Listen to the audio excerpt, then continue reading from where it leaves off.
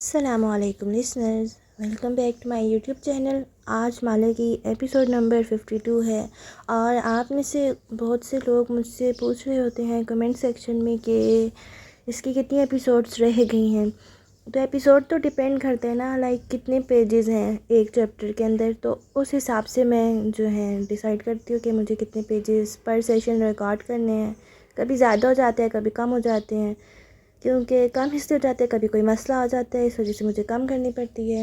ورنہ میری کوشش یہی ہوتی ہے کہ میں ایک گھنٹے سے تو زیادہ ہی بناؤں، تاکہ آپ لوگوں کو بھی اچھا لگے اور ناول بھی جلدی ختم ہو جائے۔ تو مجھے یہ نہیں پتہ کہ اس کی کتنی ایپیسوڈز بنیں گی۔ میرا تو خیال ہے کہ حصہ اول کی 20 بنی تھیں، حصہ دوم کی بھی 20 بنی تھیں، تو ٹوٹل 40 ہو گئی تھی۔ تو حصہ 100 میں نے 41 سے شروع کیا تھا، تو آئی گیس 60 بن سکتی ہیں یا پھر اس سے اوپر بھی جا سکتی ہے۔ خیر، یہ تو پتہ چلے گا، یہ ڈیپینڈ کرتا ہوتا ہے، لیکن میں آپ لوگوں کو بتا دیتی ہوں اس ناول کے 21 چیپٹرز ہیں، اور اب بھی ہم 16 چیپٹر پہ بیٹھے ہوئے ہیں، اور یہ 16 چیپٹر کی سیکنڈ لاسٹ ایپیسوڈ ہے۔ کل فائنل آئے گی اور پھر یہ چیپٹر ختم ہو جائے گا۔ تو لاسٹ ایپیسوڈ میں یہ ہوا تھا کہ زیاد جو ہے مالا کو لے جاتا ہے۔ مالا اپنی مرضی سے جاتی ہے اس ڈیل پہ کہ ٹھیک ہے تم مجھے رکھ لو اور ہلال کو آزاد کر دو۔ پھر وہ جب اس کو لے جاتا ہے کسی گھر میں تو بدل جاتا ہے اور کہتا ہے کہ تم نے مجھے اتنا بیوقوف سمجھ رکھا ہے، اور پھر اس کو کوئی چیز چباتا ہے۔ بس یہیں پر ناول ختم ہوا تھا۔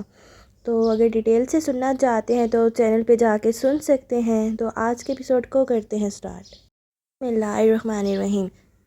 تمہیں تمہارا ہیپیلی ایور آفٹر کبھی نہیں ملے گا، کیونکہ آج میں تمہاری زندگی ختم کرنے جا رہا ہوں۔ وہ سرخ اینٹوں سے بنی اونچی عمارت تھی، اس کے اندر وسیع ہالز تھے۔ ایسے ہی ایک شیشے کی دیواروں سے بنے ہال میں ماہر فرید کھڑا تھا۔ اس کے سامنے میز کے پیچھے ایک پولیس آفیسر بیٹھا بغور اسے سن رہا تھا۔ وہ دائیں بائیں ٹہلتا بار بار ایک ہی بات دہراتا تھا۔ آفیسر کے سامنے رکھی کرسی پر ماہی بیٹھی تھوڑی ہونٹوں پر جمائے بے آواز رو رہی تھی۔ فائنڈ می والا نوٹ ان کے درمیان میز پر رکھا ہوا تھا۔ ہو سکتا ہے وہ اپنی مرضی سے کہیں گئی ہو۔ وہ مرضی سے نہیں گئی، یہ زیاد نے کیا ہے۔ وہ میز پر ایک ہاتھ رکھ کے جھکا اور ایک ایک حرف پہ زور دے کر کہنے لگا، تم میری زندگی میں آنے والی واحد عورت تھیں جو میری محرومیاں ختم کر سکتی تھی۔ اب وہ ایک بڑے کانفرنس روم کی طرح کے کمرے میں بیٹھے تھے۔ ماہی چھوٹے بالوں میں ہیئر بینڈ لگائے مسلسل آنکھیں ٹیشو سے صاف کر رہی تھی۔ اس کے کالر کے کنارے پر پاؤڈر ملک لگا تھا۔ ساتھ ہی حرین اپنے اسٹرالر میں موجود تھی اور کافی چڑچڑی لگ رہی تھی۔ اب وہاں 3 آفیسرز بیٹھے تھے، ایک سارجنٹ میجر، ایک انسپکٹر اور ایک سپرنٹینڈنٹ۔ سارجنٹ میجر ماہی سے سوال کر رہا تھا اور وہ نفی میں سر ہلاتی جواب دے رہی تھی۔ ماہر اس کے ساتھ خاموش بیٹھا تھا۔ ایک ہی سوال پہ تکرار پہ اس نے سر دائیں بائیں جھٹکا اور بنا آواز کے ہونٹ ہلائے۔ اف یہ ماؤنٹیز، تم عورت ہو، اچھی عورت مسیحا ہوتی ہے، ساتھ نبھانے والی ہوتی ہے۔ مالک فرید اپنے آفس میں بیٹھے تھے۔ بتیاں گل تھیں اور وہ مزید میٹنگز اٹینڈ نہیں کر سکے تھے۔ وہ بس بے چینی سے بار بار گھڑی دیکھتے، دیوار پر لگی بڑی سی گھڑی جو ہر اس شہر کا وقت بتا رہی تھی جہاں فرید ہولڈنگ آپریٹ کرتی تھی۔ وینکوور انہوں نے اس میں حال ہی میں شامل کیا تھا اور اس کے وقت پہ ان کی نگاہیں جمی تھیں۔ کشمالہ مبین کو کھوئے 8 گھنٹے سے زیادہ بیت چکے تھے۔ اچھی عورت مرد کی اصلاح کرتی ہے، وہ اس کو نرمی سے درست راستے پر لاتی ہے۔ 2 پولیس آفیسرز ہسپتال کے کوریڈور میں کھڑے تھے۔ ایک ٹیبلٹ پر پین سے کچھ لکھ رہا تھا، دوسرا سامنے گھڑی اندرانی سے ہندی میں سوال کر رہا تھا۔ وہ مسلسل شانے اچکا رہی تھی، اس کا چہرہ بے تاثر سا تھا، جیسے اسے کوئی خوف نہ ہو۔ زیادہ نہیں ہے، میں نہیں جانتی وہ کہاں ہے۔ اچھی عورت سے شادی کا کیا فائدہ کشمالا اگر اپنے شوہر کو بدل نہ سکے۔ وہ ایک CCTV کیمروں سے سجا کمرہ تھا۔ وہ ماہی کے ساتھ وہاں کھڑا تھا، آپریٹر کے کندھے پر جھک کے وہ اسکرین دیکھ رہا تھا۔ ساتھ کھڑا پولیس آفیسر اسکرین کے ساتھ ساتھ ان دونوں کے چہرے بھی دیکھتا تھا۔ اسکرین پر وہ اپارٹمنٹ سے نکلتی دکھائی دے رہی تھی۔ اب وہ ایک کار کی طرف بڑھ رہی تھی۔ کار کی پلیٹس غائب تھیں، ڈرائیور کا چہرہ بھی دکھائی نہیں دے رہا تھا۔ اس نے سبز اور نیلا ٹائی اینڈ ڈائی لباس پہن رکھا تھا اور اس کی پونی دائیں بائیں جھول رہی تھی۔ آدمی اندھیرے میں تھا۔ وہ ڈرائیونگ ڈور کی طرف چلا گیا، پھر اس نے ٹرنک کھولا، اس کا بیگ اندر رکھا۔ وہ اپنی مرضی سے گئی ہے، آفیسر نے جتا کے دہرایا۔ فرنٹ سیٹ کے دروازے پر ہاتھ رکھے مالا نے گردن موڑ کے دیکھا۔ ایک لمحے کے لیے ماہر کو لگا وہ اسے دیکھ رہی ہے۔ وہ اپنی مرضی سے نہیں گئی، وہ کیمرے میں دیکھ رہی ہے۔ وہ کسی دباؤ کے تحت لے کر گیا ہے۔ اسے معلوم ہے کہ بعد میں پولیس یہ ویڈیو دیکھے گی۔ پھر وہ پلٹ گئی۔ اب وہ کار میں بیٹھ رہی تھی۔ اس آدمی کے پاس کوئی اسلحہ نہیں ہے۔ وہ اسے اسلحے کے بغیر بھی ہر طرح سے بلیک میل کر سکتا ہے۔ واللہ یہ معلوم کرنا تمہاری جاب ہے وکرم، میری نہیں۔ وہ جھنجھلا کے سیدھا ہوا۔ سارجنٹ میجر نے گہری سانس لی۔ مرد شادی کیوں کرتا ہے؟ تاکہ اس کی زندگی میں ایک ایسی اچھی اور شریف عورت آئے جو اس کی زندگی کو خوبصورت بنا دے۔ مالا کے اپارٹمنٹ پہ صبح طلوع ہو رہی تھی۔ ایک کونے میں حورین اپنے اسٹرالر میں لیٹی تھی۔ پولیس اہلکار ارد گرد گھومتے مختلف چیزوں کا جائزہ لے رہے تھے۔ چند چیزیں وہ پلاسٹک پیکٹس میں ڈال رہے تھے۔ ماہی سائڈ ٹیبل کے ساتھ کھڑی تھی۔ اسے کچھ دکھائی دی، ایک ننھا سا لفافہ، سفید لفافہ جو کتابوں کے درمیان دبا تھا۔ کیا وہ کوئی خط چھوڑ کے گئی تھی؟ اس نے مڑ کے دیکھا، کوئی اس کی طرف متوجہ نہ تھا۔ اس نے دھیرے سے لفافہ نکالا اور اسٹرالر کے چھجے میں چھپا دیا۔ وہ اس خط کو باہر جا کے پڑھے گی، ماؤنٹیز کے سامنے نہیں۔ ایسی عورت جو نہ صرف اپنے مرد کو خوش رکھے بلکہ اس کی نرمی سے اصلاح کر کے اس کو بھی بدل دے۔ نگینہ بیگم کو آکسیجن ماسک لگا تھا۔ وہ آنکھیں جھپکا کے چھت کو دیکھ رہی تھی۔ اندرانی ان کی پائنتی کے ساتھ بیٹھی ہلکی آواز میں کہہ رہی تھی، پولیس یاد کو ڈھونڈ رہی ہے۔ اندرانی نے اسکرٹ اور ماسک پہن رکھا تھا۔ مجھے کاغذ اور قلم لا کر دو۔ انہوں نے دھیرے سے ماسک اتارا۔ چہرے آدھے سے زیادہ گل سڑ چکا تھا اور اسے بدبو اٹھ رہی تھی۔ ایسی عورت جو اپنے شوہر سے برے کام چھڑوا سکے، وہ اپنے شوہر کو اپنے جیسا نیک بنا دے۔ پولیس کے اہلکار یکے بعد دیگرے اس گھر میں داخل ہو رہے تھے۔ یہ وینکوور میں واقع وہ گھر تھا جسے نگینہ بیگم نے کرائے پر لے رکھا تھا۔ بیسمنٹ کو جاتا دروازہ کھول دیا گیا تھا۔ چند اہلکار چونٹیوں کی طرح نیچے جا رہے تھے۔ بیسمنٹ کا طویل ہال خالی تھا۔ ایک ستون کے ساتھ ایک کھلی ہتھکڑی گری تھی، وہاں کوئی نہیں تھا۔ ایسی اچھی عورت جو آخری دم تک اپنے شوہر کا ساتھ نبھائے، جو اس کی کمی کوتاہی کے باعث اس کو چھوڑ نہ دے۔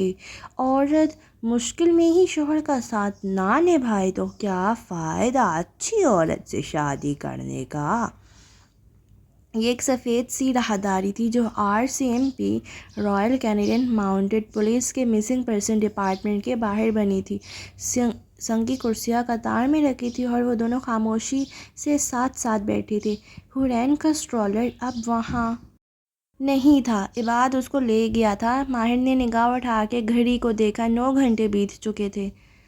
میں تمہارے ساتھ وفادار تھا، آخری دم تک وفادار۔ میں نے تمہیں گھر دیا، روپے پیسے کی تنگی نہیں ہونے دی، پھر بھی تم نے مجھے چھوڑنے کا فیصلہ کیا۔ نگینہ بیگم بدقت قدرے اٹھ کے بیٹھی، ایک نوٹ پیڈ پر چند الفاظ گھسیٹ رہی تھیں۔ پھر انہوں نے قلم چھوڑ دیا۔ وہ نیچے جا گرا۔ اندرانی اسے اٹھانے کو جھکی، پھر دیکھا ان کے بیگ میں خون آ رہا تھا۔ وہ چونک کر سیدھی ہوئی۔ وہ اب اپنا ماسک واپس لگا رہی تھی۔ اس نے نوٹ پیڈ اٹھا لیا اور سائڈ ٹیبل پر الٹا کر کے رکھ دیا۔ وہ انگریزی میں لکھا ایک نوٹ تھا۔ وہ اسے نہیں سمجھ سکتی تھی۔ اسے ڈاکٹر کو بلانا تھا۔ عورت تو نسلوں کو سنوار سکتی ہے، عورت تو انسانیت کو بدل سکتی ہے، پھر تم مجھے کیوں نہیں بدل سکیں؟ وہ لکڑی کے گھر میں دیوار سے لگی نیچے بیٹھ رہی تھی۔ زیاد نے اسے کوئی انجیکشن لگایا تھا اور ساتھ ساتھ وہ کچھ بول بھی رہا تھا۔ مالا نے نیم آنکھوں سے اسے دیکھا، پھر اوپر جھولتے فانوس کو۔ تم مجھے کیوں نہیں بدل سکیں؟ اس نے دیکھا زیاد سلطان کی آنکھوں میں آنسو تھے۔ مالا کے خشک ہونٹ دھیرے سے حرکت کیے۔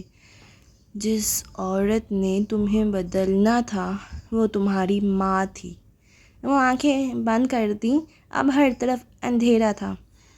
اس کی آنکھ ٹھنڈ کے احساس سے کھلی، بدقت پلکیں جھپکائیں، اندھیرا چھٹتا گیا۔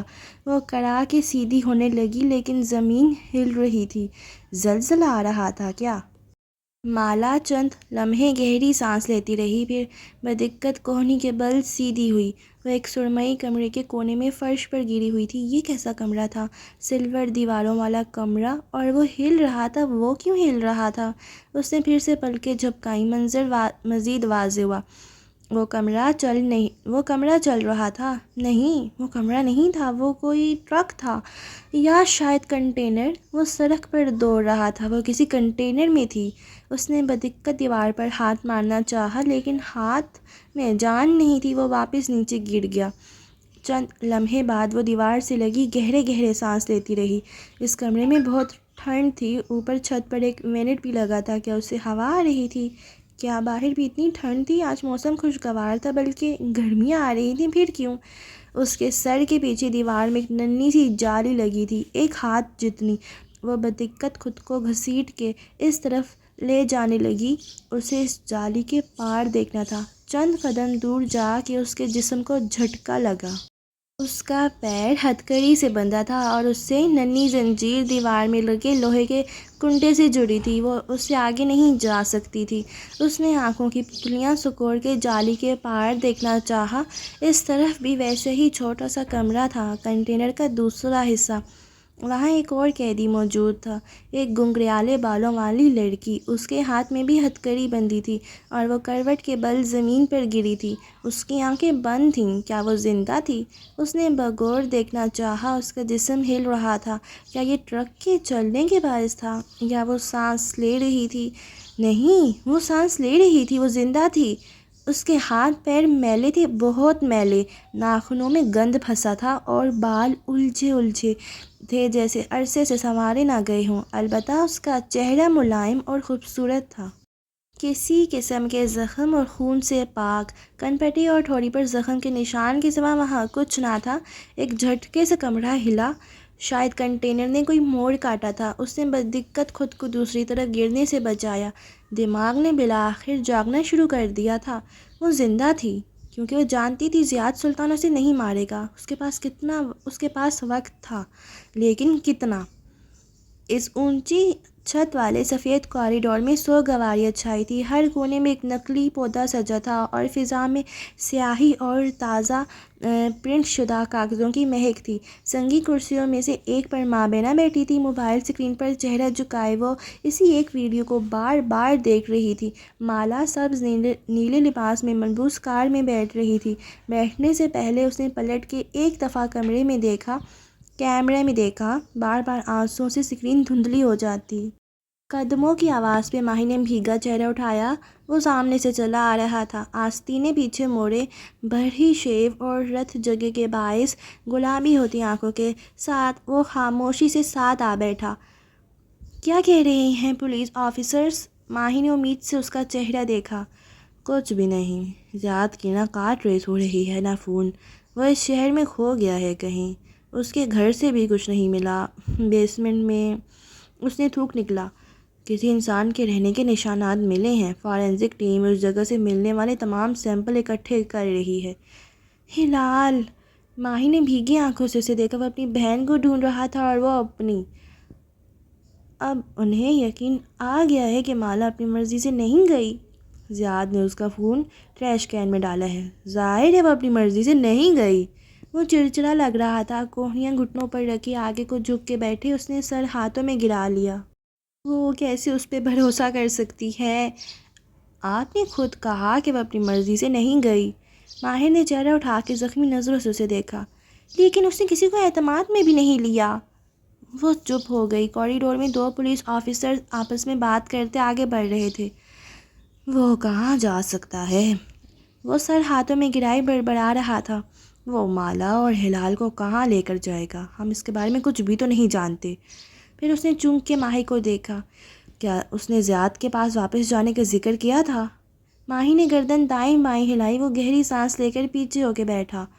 مجھ سے کیا تھا۔ زیاد اس کو واپس حاصل کرنے کے لیے ہلال کو آزاد کر دے گا، یہ اس نے کہا تھا۔ ماہی نے جواب نہیں دیا۔ لب بنچ گئے اور آنکھوں کی پتلیاں سکوڑ کے اسے دیکھنے لگی۔ مجھے ایسے مت دیکھو، میں نے اسے ایسا کرنے سے منع کیا تھا۔ ایک جان قربان کر کے ہم دوسری کو نہیں بچا سکتے۔ وہ تھکا تھکا لگ رہا تھا۔ ماہی کے ماتھے کی سلوٹیں برقرار رہیں، بس وہ سامنے سفید دیوار کو دیکھنے لگی۔ زیاد اسے کہاں لے کر جا سکتا ہے؟ وہ اب بھی سامنے دیکھ رہا تھا، اس سفید دیوار کو جس پر ایک بھی دھبا نہ تھا۔ کیا ہم کبھی جان سکیں گے؟ نمبرز کبھی جھوٹ نہیں بولتے، وہ خود سے بڑبڑایا تھا۔ ماہی نے جیسے چڑ کے اسے دیکھا۔ ہم سرخ والیٹ نہیں ڈھونڈ رہے ماہر بے، جو نمبرز ہماری مدد کریں۔ نمبرز ہمیشہ ساری داستان سنا دیتے ہیں۔ مالا نے کھونے سے پہلے کیا کیا؟ اگر تم اس کی ایک ٹائم لائن بناؤ تو… میں پولیس کو کئی دفعہ بتا چکی ہوں، میری اس سے 4 دن سے کوئی بات نہیں ہوئی۔ وہ بیزار ہوئی اور اس وقت سفید دیوار پر جمی اس کی نظریں بے اختیار ماہی کی طرف مڑیں۔ اس نے میرے فون سے تمہیں کال کی تھی 2 دن پہلے، تم نے کال نہیں اٹھائی تھی۔ نہیں تو اس نے مجھے آپ کے نمبر سے کیا، اپنے نمبر سے بھی 4 دن سے رابطہ نہیں کیا۔ لیکن وہ اس کی بات نہیں سن رہا تھا۔ وہ موبائل نکال کے کال لاگ دیکھ رہا تھا۔ وہاں سرخ رنگ میں چند غیر شناسا نمبرز تھے، ٹیلی مارکیٹرز کی کال جو امریکہ کینیڈا میں مسلسل آتی رہتی تھیں۔ ماہر نے تیزی سے فہرست نیچے کی۔ اس تاریخ میں ماہی کا نمبر کہیں نہیں تھا۔ وہ شیلڈن کے گملے تلے رکھا نوٹ نکال رہا تھا۔ فائنڈ می۔ اس کا کریڈٹ نہیں تھا۔ اس نے مجھ سے تمہیں کال کرنے کے لیے فون مانگا تھا۔ مالا کبھی کسی کا فون نہیں مانگا کرتی۔ ماہی کو جیسے برا لگا۔ فون پہ جھکا، اس کا چہرہ ساخت ہو گیا، انگلیاں ٹھہر گئیں۔ اور وہ کسی کو شاپنگ پہ ساتھ چلنے کو بھی نہیں کہتی، وہ بڑبڑایا۔ پھر تیزی سے چند بٹن دبائے۔ وہ شیلڈن کے گملے تلے رکھا نوٹ نکال رہا تھا۔ Find me. اب وہ C C T V video screen پر چل رہی تھی جس میں مالا زیاد کی کار میں بیٹھتی دکھائی دے رہی تھی۔ اس نے نیلا سبز لباس پہن رکھا تھا۔ یہ ڈریس، یہ اس نے میرے ساتھ خریدا تھا۔ وہ غور سے اسکرین دیکھ رہا تھا۔ اس نے مجھ سے میری رائے مانگی تھی۔ میں حیران ہوا تھا۔ وہ مجھے شاپنگ پر ساتھ لے کر گئی تھی، کیوں؟ وہ چہرہ اٹھا کے سفید دیوار کو دیکھنے لگا اور اس کے کونوں میں رکھے نقلی پودوں کے سبز پتوں کو۔ وہ دن کسی فلم کی طرح چلنے لگا۔ وہ دونوں شاپ میں کھڑے تھے۔ مالا ریک پر آویزہ ہینگرز الٹ پلٹ کر رہی تھی۔ وہ ایک ایک ڈریس باہر نکالتی، پھر اس پر ہاتھ سے ٹٹول کے کچھ تلاش کرتی، پھر اسے واپس رکھ دیتی۔ اس نے آنکھیں بند کی۔ وہ ان ملبوسات پر کچھ تلاش کر رہی تھی، کیا؟ وہ شیلڈن کے گملے تلے رکھا نوٹ نکال رہا تھا۔ فائنڈ می۔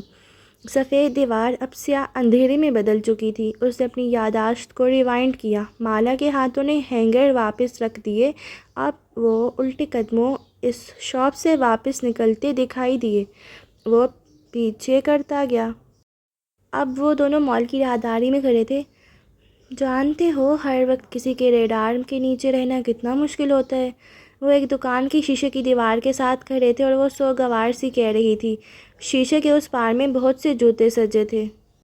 ہائی ہیلز، ایک کچے سیب کے رنگ کی بھی تھی۔ مالا کی نگاہیں اس پہ جمی تھیں۔ یہ احساس کہ ہر وقت کوئی آپ کا تعاقب کر رہا ہے، آپ کو دیکھ رہا ہے، اور وہ اسے دیکھ رہا تھا۔ اس کی آنکھوں تلے ہلکے تھے۔ کیا وہ بیمار تھی؟ مجھے کچھ شاپنگ کرنی ہے، چلو گے؟ اس اپنے ساتھ شاپنگ پہ چلنے کو کہہ رہی تھی۔ پھر وہ کہاں گئے تھے؟ اس نے اپنی یادداشت کو فاسٹ فارورڈ کیا۔ وہ وینڈرز گئے تھے ملبوسات لینے۔ وہاں وہ ہینگرز الٹ پلٹ کرتی رہی تھی۔ نہیں، وہ ٹھہرا۔ اس سے پہلے وہ ایک دوسری شاپ میں گئے تھے۔ مالا ایک ریک تک گئی تھی۔ اس نے ایک سفید پیکٹ اٹھایا تھا، کاؤنٹر پر بل پے کیا اور اس کی طرف واپس آئی۔ جانتے ہو ہر وقت کسی کے ریڈار کے نیچے رہنا کتنا مشکل ہوتا ہے، یہ احساس کہ ہر وقت کوئی آپ کا تعاقب کر رہا ہے۔ وہ سفید پیکٹ اس کے سامنے اپنے بیگ میں رکھ رہی تھی، یہ احساس کہ ہر وقت کوئی آپ کو دیکھ رہا ہے۔ وہ پیکٹ بیگ میں رکھے اب ونرز کی طرف جا رہے تھے۔ وہ ہینگرز الٹ پلٹ کر رہی تھی، وہ ہر لباس کو باہر نکالتی، پھر اس پر انگلیوں سے کچھ ٹٹول کے دیکھتی۔ اسے کسی شے کی تلاش تھی۔ وہ کیا دیکھ رہی تھی؟ بٹن۔ اس نے آنکھیں کھولیں۔ سفید دیوار، نکلی پودے اور ساتھ حیران سی بیٹھی ماہی، وہ سب اسے دیکھ رہے تھے۔ وہ ان ملبوسات پر بٹن تلاش کر رہی تھی، موٹے اور چوڑے بٹن۔ مگر کیوں؟ کیونکہ اس سے پہلے وہ ایک اور اسٹور تک گئی تھی۔ اس نے سفید پیکٹ والی ایک شے خریدی تھی۔ وہ واپس موبائل اسکرین روشن کرنے لگا۔ وہ شرلن کے گملے تلے رکھا نوٹ نکال رہا تھا۔ فائنڈ می کے می کا ای ٹیڑھا سا تھا، وہ ای نہیں تھا۔ اس نے ای کے آخر میں ہلکی سی لائن لگا دی تھی، وہ وائی تھا۔ کیا؟ ماہی نہیں سمجھ پا رہی تھی۔ اس نے نوٹ پر فائنڈ می نہیں لکھا تھا، اس نے فائنڈ مائی لکھا تھا۔ وہ تیزی سے موبائل اسکرین روشن کر رہا تھا۔ ماہی نے اچنبے سے اس کے وال پیپر کو دیکھا جس پر ہلال کی تصویر تھی۔ ماہر کا انگوٹھا اسکرین کو دائیں بائیں کرتا ایک ایپ پر ٹھہر گیا، فائنڈ مائی۔ اس نے میرا فون تمہیں کال کرنے کے لیے نہیں مانگا تھا، اس نے میرے ساتھ اس اسٹور سے ایک ایئر ٹیگ خریدا تھا، اس نے وہ ایئر ٹیگ میرے فون پر ڈالا تھا۔ ایئر ٹیگ ایک ننھا سا آلہ ہے جسے لوگ اپنی چابیوں، والیٹ اور ایسی چیزوں میں ڈالتے ہیں جن کے کھونے کا خدشہ ہوتا ہے، اور اپنے موبائل سے وہ ان چیزوں کی لوکیشن کو دیکھ سکتے ہیں۔ فائنڈ مائی ایپ کھل گئی تھی۔ سامنے ماہر فرید کی چند ڈیوائسز دکھائی دے رہی تھیں، لیپ ٹاپ، کمپیوٹر، ایئرپوڈز، چابیاں۔ وہ فہرست نیچے کرتا گیا۔ وہاں ایک نیا ایئر ٹیگ بھی درج تھا، وہ جسے اس نے وہاں درج نہیں کیا تھا۔ اس نئے ٹیگ کا نام مالا تھا۔ وہ زیاد پہ بھروسہ کر کے اس کی زندگی میں نہیں گئی تھی۔ وہ جیسے خود سے بول رہا تھا، بے یقین نگاہیں اسکرین پر جمی تھیں۔ وہ جانتی تھی وہ ہلال کو واپس نہیں کرے گا، خود اس کے لیے بھی نہیں۔ وہ اس کا موبائل بھی کچرے میں ڈال دے گا، پولیس اس کو نہیں ڈھونڈ سکے گی۔ اس لیے اس نے وہ لباس خریدا تھا۔ اس کے بٹن تھے۔ ایئر ٹیگ ایک چوڑے بٹن کے سائز کا ہوتا ہے۔ اس نے ایک بٹن کو ٹیگ سے بدل دیا تھا۔ وہ زیاد پر بھی بھروسہ نہیں کرتی تھی، وہ زیاد کو دھوکہ دے رہی تھی۔ ہم اس کی لوکیشن معلوم کر سکتے ہیں۔ وہ موبائل لیے تیزی سے اس طرف بھاگا جہاں وکرم کا آفس تھا۔ اس سرمئی دیواروں والے کنٹینر کے کونے میں بیٹھی کشمالہ مبین نے بازو گھٹنوں کے گرد پھیلا کے ٹھوڑی ان پر جمائی ہوئی تھی۔ کمرہ اسی طرح چل رہا تھا۔ وہ سڑک پر آگے بڑھ رہے تھے، کہاں وہ نہیں جانتی تھی۔ اس نے 2 انگلیوں سے گریبان پر لگے بٹنز کو چھوا۔ وہ قطار میں نیچے تک آتے تھے، بڑے بڑے گول بٹن۔ اس نے تیسرے بٹن پر انگلی رکھی، اس کے اندر ننھا گول سا سلور ایئر ٹیگ چھپا تھا۔ کیا وہ اسے تلاش کر لے گا؟ یہ مسئلہ ہوتا ہے ان عام شہریوں کے ساتھ جو پولیس کو انوالو کرنے کے بجائے خود ڈیٹیکٹیو بن جاتے ہیں۔ اس کمرے میں چند کمپیوٹر سکرینز رکھی تھیں۔ وہ 2 سارجنٹ میجر ان پر جھکے، ماہر کا فون ساتھ رکھے کچھ دیکھ رہے تھے۔ وہ ایک کونے میں وکرم کے ساتھ کھڑا تھا، بے چینی سے بار بار پہلو بدلتا۔ ہم اس کو ٹریس کر سکتے ہیں یا نہیں؟ اس نے دوسری دفعہ پوچھا۔ اگر تمہاری فرینڈ پولیس کے پاس آتی تو زیادہ بہتر تھا۔ وکرم نے افسوس سے دائیں بائیں گردن ہلائی۔ ایئر ٹیگ تمہارے فون سے کنیکٹڈ ہے اور ہم اس کی آخری لوکیشن دیکھ سکتے ہیں، لیکن وہ لوکیشن کشمالہ کی بلڈنگ کی ہے۔ کیونکہ اس نے وقفہ دیا۔ وہ ایک بازو سینے پر لپیٹے دوسرے ہاتھ کے ناخن دانتوں سے کتر رہا تھا۔ کیونکہ ایئر ٹیگ ایک ایسی ڈیوائس ہے جس کو اپنی لوکیشن تمہیں بھیجنے کے لیے ایک چیز چاہیے۔ انٹرنیٹ؟ ہاں، انٹرنیٹ۔ ایئر ٹیگ کے اندر انٹرنیٹ نہیں ہوتا، اس کی بیٹری کو چارجنگ نہیں چاہیے ہوتی، بلکہ وہ 1 سال تک چلتی ہے۔ لیکن اس کے باوجود ایئر ٹیگ اپنی لوکیشن تمہارے فون پہ تب بھیجے گا جب اس کے پاس انٹرنیٹ ہوگا۔ میں جانتا ہوں، مگر وکرم سنے بغیر کہہ رہا تھا، یعنی اس ایئر ٹیگ کو انٹرنیٹ جب ملے گا جب اس کے قریب کوئی آئی فون یا ایپل ڈیوائس ہوگی۔ وہ خود کو ان کے انٹرنیٹ سے جوڑ لے گا اور ہمیں اپنی لوکیشن بھیج دے گا۔ مالا کا فون اس نے پھینک دیا تھا۔ اپنا فون شاید وہ ساتھ لے کر نہیں گیا، لیکن ان کے قریب کسی کا فون ہوگا، کسی راہ چلتے انسان کا۔ کہا نا، لوگوں کو خود ڈیٹیکٹیو نہیں بننا چاہیے۔ اس نے مایوسی سے شیو کے بال کھو جائے۔ دو صورتیں ہو سکتی ہیں، ایک تو یہ ہے کہ وہ کسی ایسی جگہ پر ہے جہاں اس کے دور دور تک کوئی انسان نہیں ہے جس کے پاس اسمارٹ فون ہو، اور دوسری، اس نے بے چینی سے پہلو بدلا، یہی کہ زیاد کو معلوم ہو گیا کہ وہ ایئر ٹیگ ساتھ لیے ہوئے ہے اور اسے کہیں پھینک دیا ہو۔ یعنی اب ہم صرف انتظار کریں گے کہ کوئی اسمارٹ فون اس کے قریب سے گزرے۔ ماہر، ہم پوری کوشش کر رہے ہیں، لیکن اگر وہ پولیس کے پاس آ جاتی تو بہتر تھا۔ اس نے دھیرے سے نفی میں گردن ہلائی۔ وہ ہر پل اسے دیکھ رہے تھے، اس کے کہے الفاظ سن رہے تھے۔ تم نہیں جانتے کہ یہ کیسے ہوتا ہے، میں جانتا ہوں، وہ شکستگی سے کہہ رہا تھا۔ کون؟ ماہر نے کندھے اچکا دیے۔ وکرم نے گہری سانس لی۔ تمہارے اشارہ ان چیزوں کی طرف ہے جو زیاد کی بیسمنٹ سے ملی ہیں۔ وکرم نے سوالیہ آبرو اٹھائی۔ اس کی میز پر ان چند چیزوں کی تصاویر رکھی تھی، زعفران کے کاڑے، پتلے، الو کی کھوپڑی، سوئیاں۔ وہ جادو میں ملوث تھا۔ میری ماں بھی ان باتوں پر یقین رکھتی ہے۔ وکرم نے کی آواز نکالی۔ لیکن ہم ان چیزوں کا کچھ نہیں کر سکتے ماہر۔ جادو فری اسپیچ کے تحت آتا ہے اور اس کو اس ملک کے قانون میں پروٹیکشن حاصل ہے۔ ہم کسی کو جادو کرنے میں گرفتار نہیں کر سکتے، اسی لیے وہ تمہارے پاس نہیں آئی۔ وہ ایک افسوس بھری نظر اس پہ ڈال کے دروازے کی طرف بڑھا۔ جب وکرم بول اٹھا، ایک تیسری وجہ بھی ہو سکتی ہے۔ ماہر چونک کر پلٹا، سوالیہ آبرو اٹھایا۔ ایئر ٹیگ ایک تیسری وجہ کے باعث بھی اپنی لوکیشن نہیں بھیج پاتا۔ کیا؟ یہ کہ وہ شدید گرم یا شدید ٹھنڈے درجہ حرارت میں رکھا جائے، ایسی صورت میں وہ ضائع ہو جاتا ہے اور اس کو پہننے والے کو معلوم بھی نہیں ہوتا۔ ماہر نے میز پر رکھا اپنا موبائل اٹھائی اور اسکرین پر درجہ حرارت دیکھا، پھر شانے اچکا دیے۔ آج موسم خوشگوار تھا، نہ زیادہ گرم نہ زیادہ ٹھنڈا۔ وہ کنٹینر کا کمرہ اسی طرح چل رہا تھا، بنا کسی جھٹکے کے، جیسے وہ کسی خالی سڑک پر بنا مقابلے کے چل رہا ہو۔ وہ کونے میں بیٹھی، گھٹنوں پر چہرہ رکھے ہوئی تھی۔ اس کے عقب میں لگی جالی کے پار وہ لڑکی اسی طرح پہلو کے بل بے سدھ گری ہوئی تھی۔ کیا وہ زندہ تھی؟ ہاں، وہ زندہ تھی۔ ایسے مت سوچو مالا، اس نے جھرجھری لی۔ وہ تمہیں ڈھونڈ لے گا، اپنی بہن کے لیے ہی صحیح، وہ تمہیں تلاش کر لے گا۔ وہ جانتی تھی ایئر ٹیگ لوکیشن تب بھیجے گا جب اس کی رینج میں کوئی آئی فون ہوگا۔ زیاد اسے اپنے ساتھ جہاں بھی لے جائے گا وہاں کوئی تو دوسرا انسان ہوگا، اور اس ملک میں ہر دوسرے شخص کے پاس ایپل ڈیوائسز تھے، انٹرنیٹ تھا۔ یہ نہیں ہو سکتا تھا کہ آس پاس ایک بھی انسان نہ ہو۔ شاید زیاد سڑک کنارے اس ٹرک کو روک دے، شاید قریب سے گزرتی کوئی کار بھی رک جائے، تھوڑا سا وقت مل جائے اور اس کا ایئر ٹیگ کسی راہگیر کے فون سے خود کو جوڑ لے۔ وہ جانتی تھی زیاد سلطان جو اپنے خلاف کوئی ثبوت نہیں چھوڑتا، ہلال کو واپس نہیں کرے گا، لیکن وہ اسے ہلال کے پاس لے جائے گا۔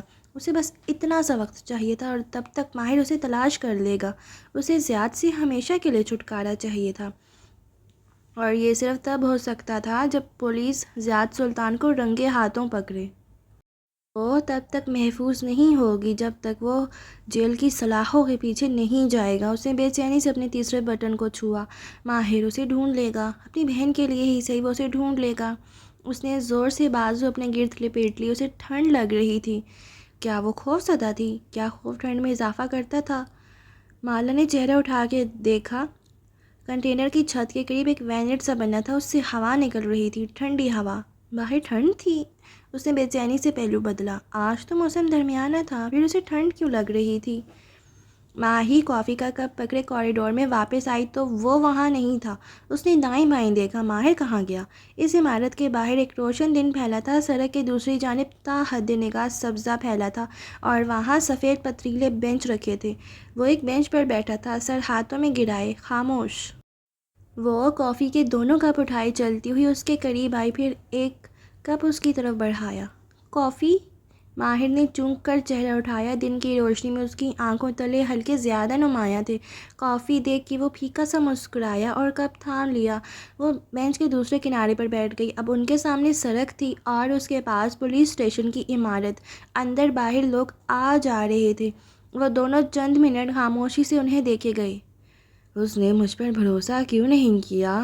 اس کی آواز زخمی سی تھی۔ آپ نے خود ہی تو کہا تھا۔ اس کو ڈر تھا کہ زیاد کے سرکار کے جنات اس کو دیکھ رہے ہیں، اس کے کہے الفاظ سن رہے ہیں۔ اگر وہ مجھے بتاتی تو شاید ہم کوئی راستہ نکال لیتے۔ وہ زیاد کو رنگے ہاتھوں گرفتار کروانا چاہتی تھی، اور اگر سب ویسا نہ ہوا جیسے اس نے پلان کیا تھا، تب؟ ماہر نے چہرہ موڑ کے انہی زخمی نگاہوں سے اسے دیکھا، اس کی جان بھی جا سکتی ہے اور ہلال کی بھی۔ زیاد سے اسے جتنی نفرت ہو، اسے خود کو خطرے میں نہیں ڈالنا چاہیے تھا۔ محبت اور نفرت ایک سکے کے دو رخ ہیں ماہر بھی۔ وہ بڑبڑائی، وہ چونکا، غور سے اسے دیکھا۔ تم کچھ جانتی ہو؟ ماہی نے کافی کا گھونٹ اندر اتارا۔ کیا وہ اس سفید لفافے کا ذکر کرے؟ وہ کچھ جانتی تھی۔ وہ سامنے دیکھتے ہوئے کہنے لگا، سرخ اینٹوں والی عمارت، روشن آنکھ میں لوگ اسی طرح آ جا رہے تھے، کسی کی زندگی میں کوئی فرق نہیں پڑا تھا۔ میں نے اسے کئی دفعہ پوچھا تھا کیا وہ کچھ جانتی ہے، لیکن اس نے مجھ پہ بھروسہ نہیں کیا۔ کیا آپ نے اس پہ بھروسہ کیا تھا؟ اس کو سب کچھ بتایا تھا؟ ہاں، ہر وہ چیز جو میں کین کلر کے بارے میں جانتا تھا میں نے اسے بتائی تھی۔ کین کلر کون؟ تمہارا بہن ہوئی، اور کون؟ وہ تلخی سے کہہ رہا تھا۔ ماہی نے آبرو اکٹھے کرتے ہوئے کپ نیچے کیا۔ اس کو کین کلر کیوں کہتے ہیں؟ کیا مالا نے تمہیں نہیں بتایا؟ وہ جب کسی کو قتل کرتا تھا تو اس جگہ پر قابل کا نشان چھوڑتا تھا۔ اس کو کالنگ کارڈ کہتے ہیں۔ بہت سے قاتل ایسے کالنگ کارڈز چھوڑتے ہیں۔ قابل کا کوئی نشان بھی تھا؟ اس نے آس پاس میں سر ہلایا۔ بائبل کے مطابق خدا نے قابل کے بازو پر ایک نشان بنایا تھا تاکہ وہ پہچان لیا جائے اور کوئی اسے قتل نہ کرے۔ اس کی زندگی اس کی سزا تھی، وہ کہہ رہا تھا، اور موبائل کھولے وہ گوگل پہ کچھ لکھ رہی تھی۔ ماہر نے گردن موڑ کے اسے دیکھا۔ وہ سر جھکائی اسکرین پر دکھائی دیتی تصاویر دیکھ رہی تھی۔ یہ زیاد کا نشان ہے؟ وہ بولی تو اس کی آواز بدلی ہوئی تھی۔ وہ غور سے اسے دیکھنے لگا۔ کیا تم اسے پہچانتی ہو؟ یہ نشان سرکار کے بازو پر بھی ہے۔ مابینہ مبین نے الجھا ہوا چہرہ اٹھایا۔ وہ دوحہ میں اپنے اپارٹمنٹ کے صوفے پر لیٹا تھا۔ اس کی آنکھیں غنودگی سے بند ہو رہی تھیں۔ کوئی میز پر اس کے قریب آ بیٹھا تھا۔ وہ اس کے ہاتھ دیکھ سکتا تھا، جھریوں زدہ ہاتھ۔ وہ اسے کچھ کہہ رہا تھا۔ اورے جہاں کی بیٹی جانتی ہے، یہ نشان، یہ نگینہ آنٹی کے بازو پر ہے۔ وہ چند لمحے اسے دیکھتا رہا۔ کانوں نے الفاظ سنے، ذہن نے ان کو پروسیس کیا، اور دل نے ماننے سے انکار کر دیا۔ زیاد کی ماں؟ ہاں، یہ میں نے اس روز دیکھا تھا جب میرا والیٹ کھویا تھا۔ اور اسی طرح اسے دیکھے گیا، آبرو اکٹھے کی ناسمجھی سے۔ یہ زیاد کی ماں کے بازو پر کیوں ہوگا؟ اس نے سر جھٹکا۔ ذہن میں وہ بوڑھی ہوش سے بے گانہ عورت آئی، ایک بے ضرر وجود۔ ماہی نے جواب نہیں دیا۔ کبھی وہ اسکرین کو دیکھتی، کبھی چہرہ اٹھا کے اس کو۔ مالا نے بھی یہ نشان دیکھا تھا، کیا اس نے آپ کو نہیں بتایا؟ وہ ایک دم اٹھ کھڑا ہوا۔ ماہی کے الفاظ آہستہ آہستہ دل میں جذب ہو رہے تھے۔ وہ استنبول میں ایک ریستوران میں بیٹھے تھے، ایک میز کے گرد، موہت کی شادی سے پہلے فیملی ڈنر۔ زیاد سلطان تن سے پوچھ رہا تھا، ایسا دلچسپ جادوگر کہاں پایا جاتا ہے؟ اور وہ سربراہی کرسی پر براجمان کہہ رہا تھا، وہ ایک بوڑھا آدمی ہے، تجربہ کار جادوگر۔ اس کی ایک کثیر کلٹ فالوئنگ ہے۔ وہ اپنا چہرہ کسی کو نہیں دکھاتا، اسی لیے وہ کبھی پکڑا نہیں گیا۔ وہ قدم قدم سبزہ زار پہ چل رہا تھا۔ پیچھے سنگی بنچ پر ماہی تنہا بیٹھی رہ گئی۔ وہ اسے پکار رہی تھی لیکن ماہر نے نہیں سنا۔ پھر وہی کہانی۔ کشمالہ بیزار ہوئی تھی۔ کیوں کشمالہ بی بی، آپ کو یہ سب کہانی لگتا ہے؟ اس نے کار کا ڈرائیونگ ڈور کھولا، بے جان ہاتھوں سے سیٹ بیلٹ پہنی، اسٹارٹ کا بٹن دبایا۔ پولیس اسٹیشن اور ماہی اب بہت پیچھے رہ گئے تھے۔ کافی کا کپ شاید راستے میں کہیں گر گیا تھا۔ تمہارا ولن جادوگر جس کے کلائنٹ ساری دنیا میں ہیں، اس کو کسی نے نہیں دیکھا؟ وہ افسوس سے سر ہلا رہی تھی۔ جانتے ہو دنیا کے بڑے بڑے کلٹ لیڈرز کی پہچان کیا ہے؟ کار سڑک پر دوڑ رہی تھی، اس کا پیر ریس پر تھا اور دماغ غنودگی میں۔ وہ سب نارسسسٹ مرد ہوتے ہیں جن کی انا ان کو اکساتی ہے کہ وہ اپنے گرد فالوورز اکٹھے کریں۔ مردوں کی انا ان کو گمنام لیڈر بننے کی اجازت نہیں دیتی۔ وہ بوتل کا ڈھکن کھولتے ہوئے کہہ رہی تھی، اور وہ الجھن سے اسے دیکھ رہا تھا۔ اس نے سبز بند گلے کی قمیض پہن رکھی تھی، کندھے پر کامدار شال تھی، کانوں میں جھمکے۔ اس لیے یا تو تم ہمیں بیوقوف سمجھ کے ایک ہی کہانی دہراتے ہو، وہ جھکی آنکھوں کے ساتھ بوتل گلاس میں ڈیل رہی تھی، یا تمہارا جادوگر کوئی عورت ہے۔ گلاس اٹھا کے اس نے شانے اچکائے تھے۔ ہسپتال کی عمارت کے سامنے وہ کتنی ہی دیر بیٹھا رہا، شل سن۔ ایک لمحے کے لیے میز پہ سناٹا چھا گیا تھا۔ کوئی مرد اتنا بڑا کلٹ لیڈر بن کے گمنام نہیں رہ سکتا، عورت رہ سکتی ہے۔ عورت کو اتنی پذیرائی کی ضرورت نہیں ہوتی، اس کی انا جلد سیر ہو جاتی ہے۔ ناممکن، ماہر فرید نے وثوق سے کہا تھا۔ وہ مرد ہے، میں جانتا ہوں، سب مرد ایک جیسے نہیں ہوتے۔ اور اس نے یہ کیوں کہا تھا؟ کیونکہ ماہر فرید کبھی لوگوں کے بارے میں غلط نہیں ہوتا تھا۔ ہسپتال کا کوریڈور اب بھی ویسا ہی ویران تھا۔ اندرانی ایک پولیس آفیسر کو بیان لکھوا رہی تھی، نڈر، بے پرواہ، اکتائی ہوئی۔ پولیس کی مسلسل پوچھ تاچھ کے باوجود اس کے اعصاب پہ کوئی فرق نہیں پڑا تھا۔ البتہ ماہر فرید کو آتے دیکھ کے وہ چونکی، اس کی رنگت بدلنے لگی۔ خوف، بے بسی، وہ نگینہ سلطان کے کمرے کی طرف جا رہا تھا، وہ اسے نہیں روک سکتی تھی۔ اس کے چہرے پر لکھا تھا کہ وہ سب جانتے ہیں۔ کمرے کا سفید دروازہ بنا کسی آواز کے کھلا۔ سامنے بستر پر ایک عورت لیٹی تھی، جیسے ہڈیوں کا پنجر ہو، بوڑھی، کمزور، بند آنکھیں اور ناک پر لگا آکسیجن ماسک۔ چہرہ آدھے سے زیادہ مسک ہو چکا تھا اور اس پر لگی پٹیاں بھی گل سڑ چکی تھیں۔ اف اللہ! وہ ماسک نہیں پہن سکا، وہ اس کمرے میں پھیلی بدبو سونگھ سکتا تھا، ارواح خبیثہ کی بو، موت کی بو۔ تم سرکار ہو؟ چوکھٹ میں کھڑا ماہر فرید پلکیں نہیں جھپک پا رہا تھا، اس کی آنکھوں میں بس تعجب تھا، الجھن تھی۔ نگینہ بیگم نے آنکھیں کھولیں، اس سے نگاہ ملی۔ برہی شیو، بکھرے بالوں اور سرخ ہوتی حیران آنکھوں والا ماہر فرید ان کے سامنے کھڑا تھا۔ وہ دھیرے سے مسکرائیں، کپکپاتے لاغر ہاتھ سے ماسک اتارا۔ آؤ ماہر فرید، بالآخر تم نے ہمیں ڈھونڈ لیا۔ ساتھ رکھی اسکرین پر ان کی آکسیجن سیچوریشن فوراً سے کم ہوئی، لیکن وہ اتنی کم نہیں تھی کہ ان کا سانس اکھڑے۔ وہ بالکل شل تھا، ساخت کسی روبوٹ کی طرح چلتا۔ وہ ان کے سامنے آ کھڑا ہوا۔ میں نے اپنی اور تمہاری ملاقات کی تمنا برسوں سے کی تھی۔ وہ چھوٹے چھوٹے قدم اٹھاتا ان کے بستر کے قریب جا رکا۔ تم سرکار ہو؟ وہ بے یقینی سے انہیں دیکھ رہا تھا۔ وہ کشمالہ کا ڈرائیور کیف بن کے اس کے گھر میں آخری دفعہ آیا تھا، وہ دن جب اس نے مالا کے سامنے اپنا استعفیٰ رکھا تھا۔ وہ حورِ جہاں کے کمرے کی کھڑکی کے باہر تھا۔ وہ اندر بیٹھی نگینہ بیگم سے بات کر رہی تھیں، مالا اور زیاد کے رشتے کی بات۔ کھڑکی کھلی تھی، وہ باہر سے سب کچھ سن سکتا تھا۔ پھر نگینہ بیگم نے اسے پکارا تھا، تب وہ ہڈیوں کا پنجر نہیں تھیں، وہ اسے بہت بہتر تھیں۔ انہوں نے اسے سلیم کہہ کے پکارا تھا۔ وہ ایک بوڑھی بے ضرر سی خاتون تھیں۔ وہ اس سے جائے نماز مانگ رہی تھیں۔ وہ جائے نماز لیے ان کے پاس آیا تھا، اسے پکڑاتے ہوئے اس کا ہاتھ ان کے ہاتھ سے ہلکا سا ٹکرایا تھا۔ پھر کیا ہوا تھا؟ وہ مالک کے اپارٹمنٹ واپس آ گیا تھا اور اس کا سر بوجھل ہو رہا تھا۔ وہ استعفیٰ دینے کا غم نہیں تھا، اسے بخار ہو گیا تھا۔ وہ سرکار کے ہاتھ کا لمس تھا، اس نے اس پر کچھ پھونکا تھا۔ وہ مسکرا رہی تھیں۔ کیا ہم تمہاری توقعات پہ پورے نہیں اترے؟ وہ ٹکر ٹکر ان کا چہرہ دیکھ رہا تھا۔ تم سرکار ہو؟ دیکھو کیا حال کیا ہے تم نے ہمارا۔ ماہر فرید کے آبرو اکٹھے ہوئے۔ میں نے؟ اس نے سینے پر انگلی رکھی، پھر نفی میں سر ہلایا۔ تمہیں اندازہ ہے تم نے میرے ساتھ کیا کیا ہے؟ ہاں، ہمیں سب یاد ہے۔ وہ مسکرائیں۔ ہم نے تمہارے باپ کو برین ٹیومر سے مارا تھا۔ شمس کے کہنے پہ اس کے پہلو میں گری مٹھیاں بھیج گئیں، آنسوؤں کا گولا سا اس کے حلق میں اٹکنے لگا۔ بہت سے مناظر نگاہوں کے سامنے گھومنے لگے۔ وہ دونوں باپ بیٹا مسکراتے ہوئے آفس کوریڈور میں آگے بڑھ رہے تھے، اس کا نیلے سوٹ میں ملبوس سفید سیاہ بالوں والا خوبرو سا باپ، ان کے پرفیوم کی خوشبو، ان کی شخصیت کا وقار، اسے سب یاد تھا۔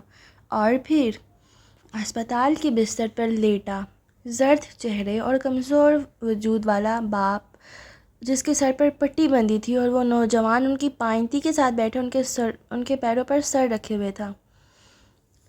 میرا باپ؟ اس کی آنکھیں بھیگنے لگیں، آواز کپ کپ آئی۔ اور تمہاری ماں؟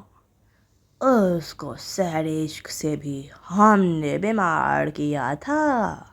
وہ مسکرا کے بتا رہی تھی وہ ان کے کارنامے تھے، ان کی سب سے بڑی اچیومنٹس۔ وہ بس اس عورت کو دیکھے گیا جس کا آدھا چہرہ مسک تھا، جس کے جسم سے بدبو اٹھ رہی تھی اور وہ مسکرا رہی تھی۔ وہ بارش میں بھیگتا نوجوان، وہ سڑک کنارے بیٹھے سر جھکائے رو رہا تھا۔ اس کی ماں اس کے ٹیومر زدہ باپ کو چھوڑ رہی تھی، اس کی ماں کسی اور سے شادی کرنے جا رہی تھی۔ وہ اس کو سمجھا کے تھک گیا تھا، اور فی الحال وہ جس کو پانے کی ہمیں تمنا تھی وہ بالائی منزل پر بنے لیونگ روم میں ونگ چیئر پر بیٹھا تھا۔ سیاہ لباس پہنے وہ سوگواریت سے کھڑکی سے نظر آتی شہر کی جلتی بجھتی روشنیوں کو دیکھ رہا تھا۔ تب وہ ساتھ آ کے بیٹھی تھی، وہ ننھی سی گنگریالے بالوں والی لڑکی۔ اس نے گردن موڑ کے اسے دیکھا تھا، اسے نہیں دیکھنا چاہیے تھا۔ اس کی بھوری آنکھیں، مڑی ہوئی پلکیں اور کال میں بنتا گڑھا، وہ اس سب کو پہچانتا تھا۔ وہ اس کا عکس تھی۔ ہلال کہاں ہے؟ وہ ہمارے پاس تھی اتنے برس سے، اور تم اسے نہیں ڈھونڈ سکے۔ وہ جیسے کسی ٹرانس سے نکلا، تیزی سے ان کے سرہانے تک آیا۔ ہلال کہاں ہے؟ وہ بولا تو بھیگی آواز ایسی تھی جیسے سانس چڑھ گیا ہو۔ اسے زیاد لے گیا ہے۔ اسے زیاد لے گیا ہے؟ کہاں؟ ہم نہیں جانتے، لیکن تم اسے کبھی نہیں ڈھونڈ پاؤ گے ماہر۔ ماہر نے تھوک نکلا، بہت سے آنسو جیسے اندر ہی دبا لیے، پھر وہ دھیرے سے ان کے سرہانے پر جھکا۔ تم سرکار ہو؟ اب وہ حیران نہیں تھا، اب اس کی آنکھوں میں تیش تھا، نفرت تھی، افسوس تھا۔ ہاں ہم سرکار ہیں، مسک چہرے والی عورت مسکرائی، اور ہم تمہیں برسوں سے جانتے تھے، تم ہی ہمیں نہیں جان سکے۔ پھر ان کی مسکراہٹ گہری ہوئی، جلے ہوئے ہونٹوں والی مسکراہٹ۔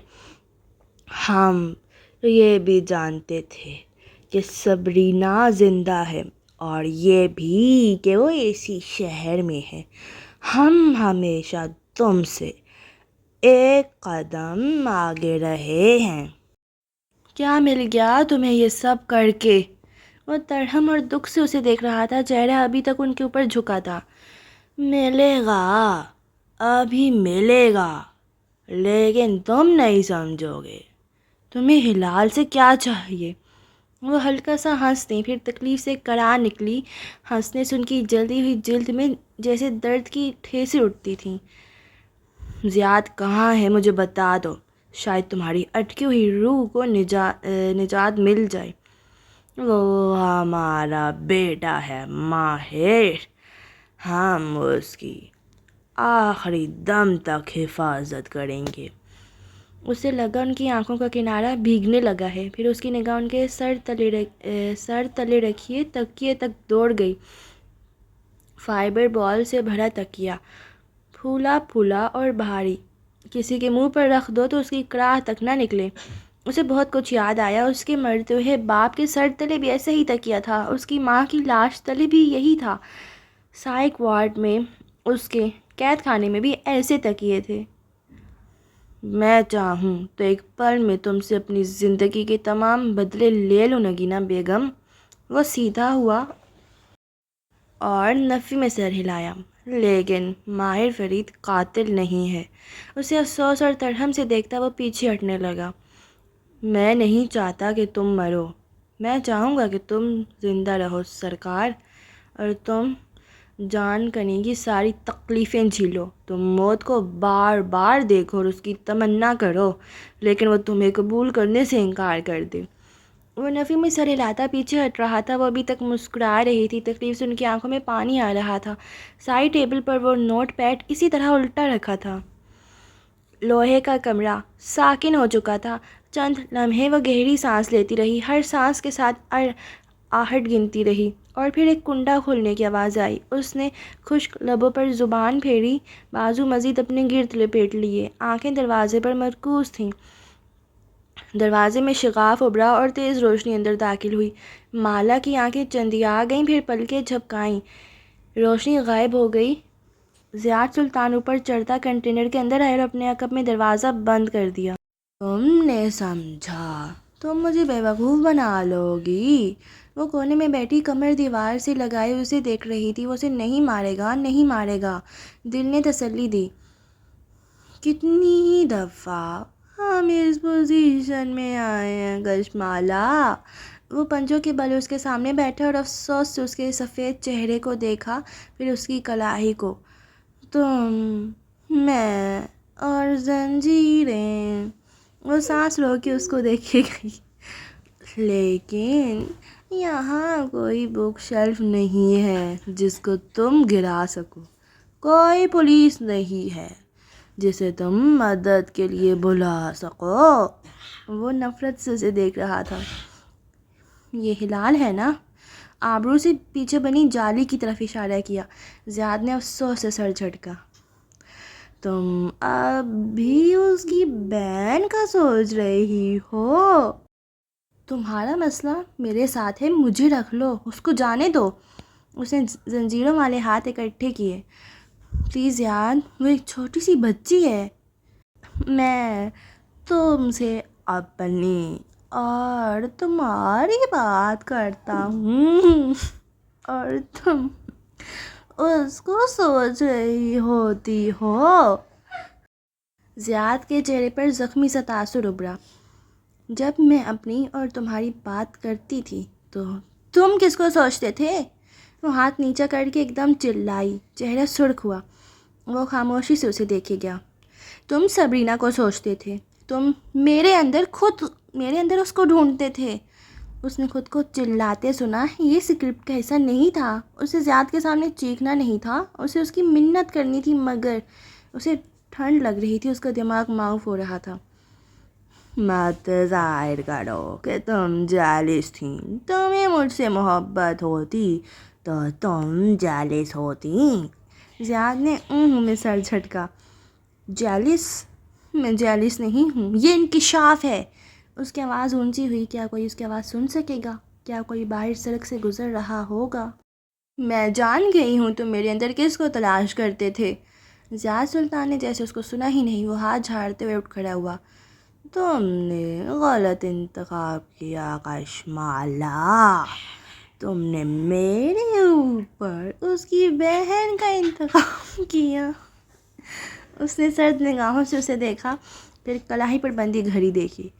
4 سے 5 گھنٹے، بس اتنا وقت ہے تمہارے پاس۔ اس نے چونک کر گردن اٹھائی۔ وہ اسی اسپاٹ انداز میں کھڑا جیسے فیصلے سنا رہا تھا۔ تم اس وقت آبادی سے بہت دور ہو اور یہ، نگاہیں گھما کے دائیں بائیں دیکھا، یہ ایک فریزنگ ٹرک ہے۔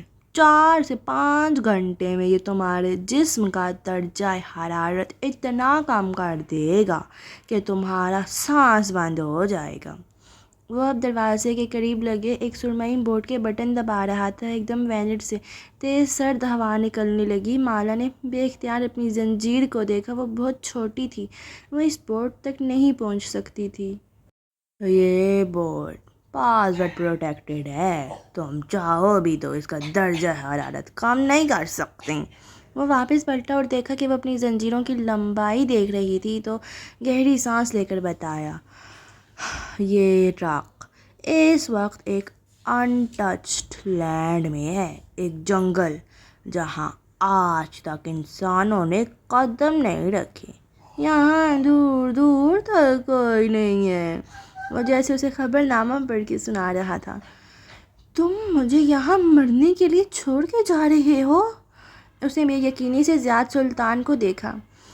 یہ نہیں ہو سکتا تھا، وہ اسے نہیں مار سکتا تھا، وہ اس پر ہاتھ اٹھا سکتا تھا، اس کا دل توڑ سکتا تھا، اس پہ جادو کر سکتا تھا، لیکن زیاد سلطان اس کی جان نہیں لے سکتا تھا۔ وہ ہلکا سا مسکرایا۔ تم ابھی میرے کام کرنے کے طریقے سے واقف ہی نہیں ہو کشمالا۔ اور اسی سرد مہری سے وہ پلٹ گیا۔ دروازے کا لوک کھولتے ہوئے وہ رکا۔ تم نے سمجھا تھا تم مجھے دھوکہ دے کر اس کے ساتھ چلی جاؤ گی، لیکن تم اپنی آخری سانس تک مجھ سے پیچھا نہیں چھڑا سکتی۔ طنز افسوس جیسے اسے مالا کی عقل پہ حیرت ہو۔ گرم آنسو اس کے سرد چہرے پر پھسلتے رہے۔ وہ پلٹ کے لاک کھول رہا تھا۔ وہ اب جانے لگا تھا۔ وہ شاید آخری دفعہ اسے دیکھ رہی تھی۔ سبرینا زندہ ہے، اس نے خود کو کہتے سنا۔ لبوں سے سرد دھواں سا نکلا۔ زیاد کے ہاتھ ٹھہر گئے۔ پلٹ کے اسے دیکھا جیسے سردی نے اس کے ذہن پر اثر کر دیا ہو۔ کون؟ تمہاری سبرینا مری نہیں تھی، اسے وٹنس پروٹیکشن مل گئی تھی۔ میں اسے بات کر چکی ہوں، وہ زندہ ہے۔ وہ بالکل ٹھہر کے اسے دیکھنے لگا جیسے وہ اس کی دماغی حالت کا اندازہ کر رہا ہو۔ نہیں یقین آیا جب وہ زخمی ہو کے سڑک کنارے گری تھی اور اس کے پاس نیلے اور زرد رنگ کا کیک گرا تھا اور تم نے قابل کا نشان بنایا تھا۔ اس نے تب آنکھیں کھول کے تمہیں دیکھا تھا، تمہاری نگاہ ملی تھی۔ تم نے ماسک پہن رکھا تھا، ہے نا؟ یہ کسی پولیس فائل میں نہیں لکھا، یہ اس نے مجھے بتایا تھا۔ وہ پلک نہیں جھپک سکا، سانس جم گئی تھی جیسے مالا مبین سے پہلے وہ برف کا مجسمہ بن گیا تھا۔ اور تمہاری ماں، تمہاری جادوگرنی ماں، وہ برسوں سے یہ بات جانتی ہے۔ اس نے تم سے یہ بات چھپائی تھی۔ اس کے جنات کو اس کو خبر دے چکے تھے، لیکن وہ تمہیں سبرینا سے دور کرنا چاہتی تھی، کیونکہ سبرینا اس ایکسیڈنٹ کے بعد ماں نہیں بن سکتی تھی اور سرکار کو تمہارا بچہ چاہیے تھا۔ ایک نگاہ جالی کے پیچھے ڈالی، گنگریالے بالوں والے وجود میں حرکت ہوئی۔ وہ شاید اٹھ رہی تھی۔ جاؤ زیاد، اور اگر میں جھوٹ بول رہی ہوں تو جو میری سزا میں قبول کروں گی، لیکن تم اپنی ماں کا سچ جاننے کے بعد ایک دفعہ میرا سامنا ضرور کرو گے۔ ہر لفظ کے ساتھ منہ سے دھواں نکل رہا تھا۔ زیاد سلطان نے جواب نہیں دیا۔ وہ چند لمحے گمسم سا اسے دیکھے گیا اور پھر پلٹ گیا۔ زیاد، میری بات سنو، وہ زور سے چلائی، لیکن وہ اپنے پیچھے دروازہ بند کر کے اسے لاک کر رہا تھا۔ زیاد، وہ زور سے چلائی، آواز بھیگنے لگی۔ کیا یہ آخری دفعہ تھا جب وہ اس کی قید میں آئی تھی؟ کیا سیاد اور پرندے کا کھیل ختم ہونے جا رہا تھا؟ اس نے گہرا سانس لیا اور خود کو پرسکون کرنے کی کوشش کی۔ وہ مزید توانائی نہیں خرچ کر سکتی تھی۔ ابھی موسم ٹھنڈا تھا، لیکن اتنا نہیں کہ اس کا خون جمنے لگے۔ اس کے پاس وقت تھا۔ اور تب اس نے وہ آواز سنی، وہ باریک آہستہ آواز، میں تمہارا انتظار کر رہی تھی۔ مالا نے چونک کر گردن موڑی۔ جالی کے پار وہ اس لڑکی کا نیم رخ دیکھ سکتی تھی۔ وہ سیدھی ہو کے بیٹھ رہی تھی۔ تم جانتی تھی کہ میں آؤں گی ہلال؟ میں تم سے بات نہیں کر رہی مالا۔ وہ بالوں کو کانوں کے پیچھے رس رہی تھی۔ میں اس سے کہہ رہی ہوں جو ہمارے ساتھ موجود ہے۔ کشمالہ مبین کا سانس منجمد ہو گیا۔ اس نے بے اختیار سینے پر ہاتھ رکھا۔ وہاں ایک دھڑکن تھی اور اس سے نیچے ایک دوسری دھڑکن بھی تھی۔ مجھے معلوم تھا بدر آئے گا، وہ لڑکی کہہ رہی تھی۔ تمہارا بیٹا بدر۔ ٹرک کو ایک جنگل ویرانے میں چھوڑ کے زیاد سلطان چند کوس تک پیدل چل کے آیا۔ یہاں ایک رکی ہوئی کار سڑک کنارے کھڑی اس کی منتظر تھی۔ چونکہ چابی اس کی جیب میں تھی، اس لیے قریب جاتے ہی کار کے لاکس کھل گئے۔ وہ اندر بیٹھا اور سٹارٹ کا بٹن دبایا تو انگلی کانپی تھی۔ اس کا سارا وجود کانپ رہا تھا۔ وہ جھوٹ بول رہی تھی۔ وہ اپنی جان بچانے کے لیے کہانی گھڑ رہی تھی۔ وہ مہلت چاہ رہی تھی تاکہ اس کا ہیرو آئے اور اس کو بچا لے، ورنہ سبرینا زندہ نہیں ہو سکتی تھی۔ سبرینا مر چکی تھی، اس نے اپنی پوری تسلی کی تھی۔ مردہ خانے کی رپورٹ، اس کے گھر والے، پولیس کی سٹیٹمنٹ، ہر شے سے واضح تھا کہ وہ مر چکی تھی۔ اس نے سبرینا کی قبر بھی دیکھی تھی، اس پر پھول بھی رکھے تھے۔ وہ اب بھی UK جاتا تھا تو اس کی قبر پر ضرور جاتا تھا۔ پھر یہ کیسے ہو سکتا تھا؟ ڈرائیو کرتے ہوئے اس کے ہاتھ کپ کپا رہے تھے، چہرہ سرخ پڑ رہا تھا۔ نگینہ بیگم نے پلکیں جھپکائیں۔ نرس کمرے سے باہر جا رہی تھی۔ انہوں نے کروٹ بدلنی چاہی، لیکن جسم سے شدید ٹھیسیں اٹھ رہی تھیں۔ چہرے کے جلے ہوئے حصے سے تفیں زدہ بو اٹھ رہی تھی۔ باوجود احتیاط کے کمر پر بیڈ سورز بن گئے تھے اور ان میں کیڑے پڑنے لگے تھے۔ ہائے اللہ، استغفر اللہ! یہ گزشتہ رات ہی ہوا تھا اور ڈاکٹرز ان کی وجہ سمجھنے سے قاصر تھے۔ سٹاف کی لاکھ کوششوں کے باوجود بدبو ختم ہو رہی تھی، نہ کیڑے۔ ان کے وارڈ کو چند گھنٹوں قبل کوارنٹین کر دیا گیا تھا۔ زخموں کے سیمپل پبلک ہیلتھ ایجنسی کو بھجوائے گئے تھے کہ کہیں یہ کوئی وبا تو نہیں، لیکن اب تک کسی سٹاف یا ملاقاتی میں اس کے سمٹم ظاہر نہیں ہوئے تھے۔ نگینہ بیگم نے آہٹ پہ چونک کے دروازے کو دیکھا۔ کوئی اندر داخل ہوا تھا، نیلے اسکربس میں ملبوس، چہرے پر ماسک اور سر پر جالی دار ٹوپی پہنے، ہاتھوں پر دستانے۔ کوئی ڈاکٹر تھا شاید۔ اب ان کے کمرے میں جو بھی داخل ہوتا وہ حفاظتی لباس پہن کے آتا تھا۔ پانی۔ انہوں نے خشک لبوں پر زبان پھیری، حلق خشک تھا، انہیں پانی چاہیے تھا۔ وہ قریب آیا، ماسک نیچے کیا۔ نہ بھی کرتا تب بھی وہ اس کی آنکھیں دیکھ کے ٹھہر گئی تھیں، آواز حلق میں اٹک گئی تھی۔ یہ وہ آنکھیں تھیں جنہوں نے پہلی دفعہ کھلنے پہ ان کا ہی چہرہ دیکھا تھا۔ ذات؟ وہ حیران تھیں، پھر چہرے پر بے چینی نمودار ہوئی۔ وہ پولیس کو مطلوب تھا، وہ یہاں کیسے؟ صبرینہ زندہ ہے؟ وہ قدم قدم چلتا ان کے سرہانے آیا، اس کی آنکھیں سرخ ہو رہی تھیں۔ زیاد، پلیز بیٹے یہاں سے چلے جاؤ، پولیس والے رات سے تمہارا پوچھ رہے ہیں۔ وہ پریشانی سے بدقت بول پا رہی تھی۔ یعنی وہ زندہ ہے؟ وہ شال رہ گیا، ساری دنیا ساخت ہو گئی۔ زیاد، پلیز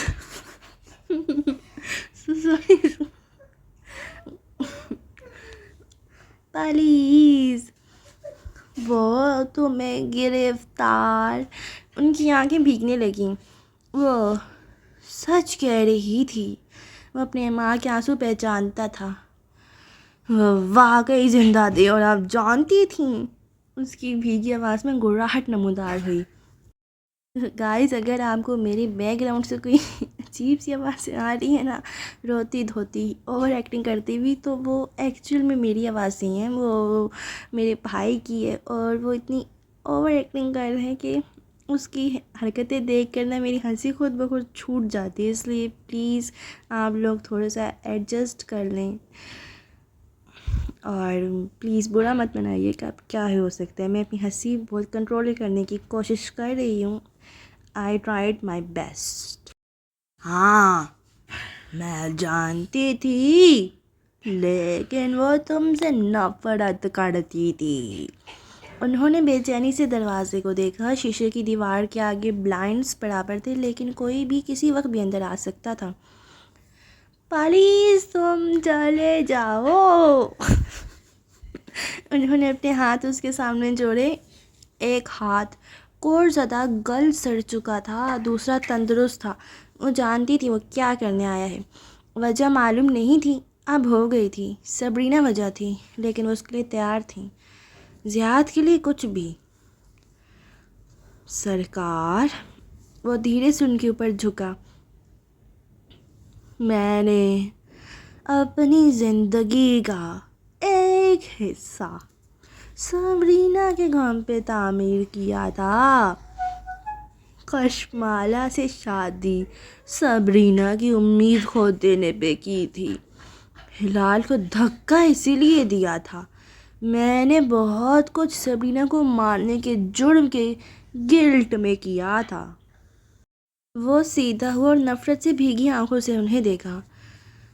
میرے بیٹے، میں نے یہ سب تمہارے لیے کیا تھا۔ ان کے ہاتھ جڑے تھے اور آنکھوں سے آنسو بہتے ہوئے جلے ہوئے چہرے کے گڑھوں میں گم ہو رہے تھے۔ تمہاری محبت میں وہ زندہ تھی اور تم نے مجھ سے یہ چھپایا۔ اس کی آواز میں سرگوشی بھری گڑاہٹ تھی، ایک سرخ دھند تھی جو اس کے سامنے چھائی تھی۔ زیاد، خود کو خطرے میں مت ڈالو۔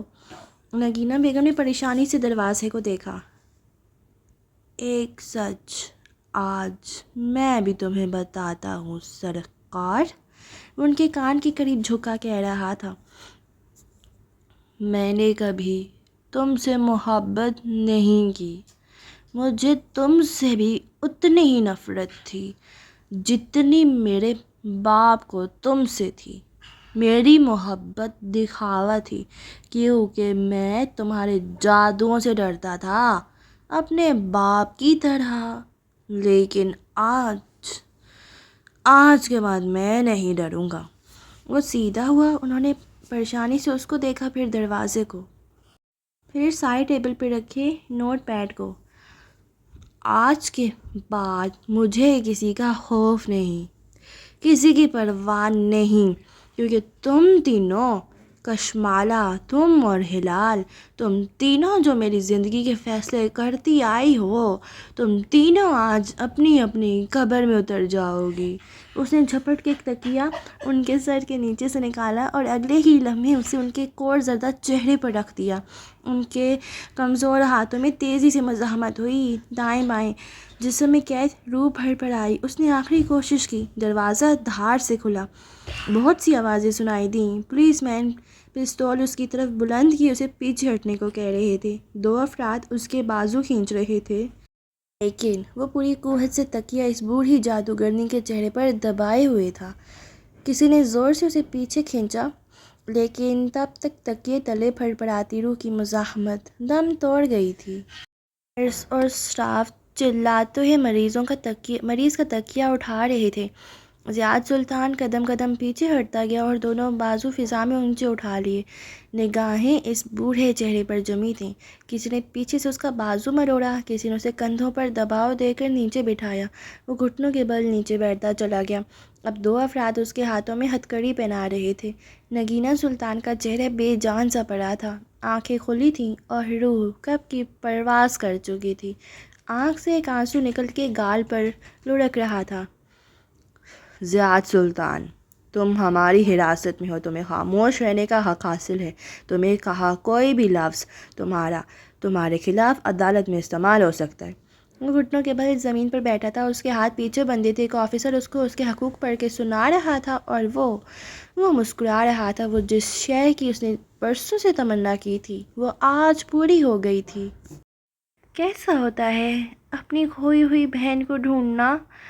وہ سفید دیوار کے سامنے سنگی کرسی پر بیٹھی تھی اور ماہر دیوار کے ساتھ ٹیک لگائے فرش پر اکڑوں بیٹھا تھا۔ شیشے کی دیواریں دھوپ اندر لا رہی تھیں۔ وہ بے چینی سے موبائل کے بٹن دبا رہا تھا جب ماہی بولی۔ ماہر کے ہاتھ تھمے، گردن اٹھا کے اسے دیکھا۔ اس کی آنکھیں روئی روئی سی تھیں، محترم، سرخ پانی سے بھری۔ وہ ہلکا سا مسکرایا۔ سرخ والے ڈھونڈنے جیسا، اس کے ملنے کی امید ہاتھ سے نہیں جانے دینی ہوتی۔ وہ واپس اسکرین پہ جھک گیا۔ وہ ایک ہی وقت میں بہت سے لوگوں سے بات کر رہا تھا۔ کافی کا آدھ بھرا کپ ساتھ فرش پر رکھا تھا۔ پولیس اسٹیشن کی ڈراپ کافی ہوٹلز کے بریک فاسٹ بوفے کے جیسے تھی، کم کڑوی اور کم اثر۔ اس نے مجھے کیوں نہیں بتایا؟ میری بہن نے مجھ پہ اعتبار کیوں نہیں کیا؟ وہ آنسو صاف کر رہی تھی۔ مالا ایسے کیسے کر سکتی تھی؟ اس نے مجھ پہ بھی بھروسہ نہیں کیا۔ ماہر نے دھیرے سے فون پرے ڈال دیا۔ اس کے چہروں پہ زمانوں کی تھکان تھی۔ وہ سرکار کے نشان کے بارے میں جانتی تھی۔ وہ سوال کا جواب جانتا تھا، لیکن اسے تسلی چاہیے تھی۔ شاید ماہی کہہ دے کہ نہیں، شاید اسے شک کا فائدہ۔ ظاہر ہے وہ جانتی تھی، وہ اس کی ساس تھی، پہلے دیکھا ہو یا نہیں۔ میرے سامنے اس روز ہسپتال میں بھی اسے وہ نشان دیکھا تھا۔ ماہر نے دھیرے سے سر جھٹکا۔ وہ جانتی تھی، لیکن اس نے ماہر کو نہیں بتایا۔ وہ اب بھی اس کے اعتبار کا اہل نہیں تھا۔ کیا وہ کبھی کشمالہ مبین کو معاف کر پائے گا؟ کتنے ہی لمحے خاموشی سے گزر گئے۔ میں اس کا نشان جانتی تھی۔ اس روز دوحہ ایئرپورٹ پہ میں نے وہ نشان دیکھا تھا۔ میں آپ کو بتا سکتی تھی، مگر کیوں نہیں بتا سکی؟ وہ خود بھی حیران تھی۔ کیا وہ بھول گئی تھی یا گفتگو کبھی اس نہج تک پہنچی ہی نہیں؟ یہ ایسے ہی مکتوب تھا۔ ماہر نے ہلکے سے شانے اچکا دیے۔ اس کا دل ہر شے سے اچاٹ ہو چکا تھا۔ تم نے دیکھا؟ وہ عورت سرکار تھی، وہ عورت جس کو میں مکھی مارنے کا حل بھی نہیں سمجھتا تھا۔ میں سوچ بھی نہیں سکتی تھی کہ نگینہ آنٹی یہ سب کر سکتی ہیں۔ وہ تو ایک عام سی عورت تھی، انہوں نے یہ کیسے کیا؟ شاید اس لیے کہ سب اس کو عام عورت سمجھتے تھے۔ شاید وہ عام عورت پیدا ہوئی تھی، لیکن وہ عام عورت مرنا نہیں چاہتی تھی۔ وہ دھیرے سے اٹھ کھڑا ہوا۔ اس کا رخ وکرم کے آفس کی جانب تھا۔ وہی ایک مشق بار بار دہرائی جا رہی تھی۔ وہ وہاں جا کے ان سے پوچھتا کہ کوئی اپ ڈیٹ ملی، اور وہ نفی میں سر ہلا کے کہتے تھے کہ نہیں۔ وہ ابھی راستے میں تھا جب پیچھے سے آوازیں بلند ہوئی۔ ماہر فرید چونک کر پلٹا۔ دو آفیسرز ایک آدمی کو ہتھ کڑی لگائے سامنے راہداری سے گزر رہے تھے۔ اس آدمی کا چہرہ سپاٹ تھا۔ وہ بس ایک لمحے کے لیے اسے دیکھ سکا اور وہ موڑ موڑ کے آگے گم ہو گئے۔ زیاد سلطان، اس کے لب بے یقینی سے پھڑ پڑائے۔ لوہے کے پنجرے میں ٹھنڈ دھیرے دھیرے بڑھ رہی تھی۔ اس نے اپنے بازو اپنے گرد لپیٹ رکھے تھے، لباس پتلا تھا اور ٹھنڈ روکنے میں ناکام تھا۔ میں اس سے کہہ رہی ہوں جو ہمارے ساتھ ہے، تمہارا بیٹا بدر۔ ہلال اسی کنٹینر کے دوسرے پنجرے میں تھی۔ ان دونوں کے درمیان دیوار تھی جس میں بنی ننھی سی کھڑکی میں وہ ہلال کی جھلک دیکھ سکتی تھی۔ زیادہ دیر تک گردن موڑتی تو وہ درد کرنے لگتی، سو وہ سامنے بند دروازے کو دیکھے گئی جس سے کافی دیر پہلے زیاد سلطان باہر نکلا تھا۔ بدر؟ ایک سرد سی لہر اس کی ریڑھ کی ہڈی سے گزر گئی۔ سب سمجھتے ہیں میں نے اسے مار دیا۔ آنسو ٹپ ٹپ آنکھوں سے گرنے لگے۔ لیکن میں اسے کیسے مار سکتی تھی؟ وہ میرا بیٹا ہے۔ بہت سے لمحے یوں ہی گزر گئے۔ دوسرے پنجرے میں خاموشی چھائی رہی۔ مجھے اس کی حفاظت کرنی تھی، مجھے اس کو بچانا تھا، اس کے اپنے باپ سے، اس کی دادی سے۔ وہ بند آنکھوں سے کہہ رہی تھی۔ گرم آنسو گال سے لڑک کے گردن پر پھسل رہے تھے۔